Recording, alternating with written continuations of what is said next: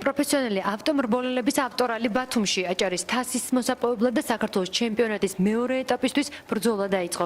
შეჯიბრში საქართველოს რეგიონების 16 ავტომრბოლელი მონაწილეობს. რბოლის საბოლოო შედეგები განისაზღვრება თითოეული ეკიპაჟის მიერ ნაჩვენების საუკეთესო დროის მიხედვით. გამარჯვებულები საჩუქრად ფულად ჯილდოს მიიღებენ. პროფესიონალი ავტორალი აჭარაში პირველად ტარდება. შეჯიბრი საქართველოს რეგიონული საავტომობილო ფედერაციის ორგანიზებით იმართება და მისი მხარდამჭერი აჭარის სპორტის სამინისტროა. პირველი სპეცმონაკვეთების შემდეგ ჯერჯერობით პირველ ადგილზე ვართ, კარგად მივდივართ.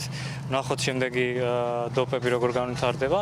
ეს უკვე მეორე ეტაპი არის საქართველოს ჩემპიონატის.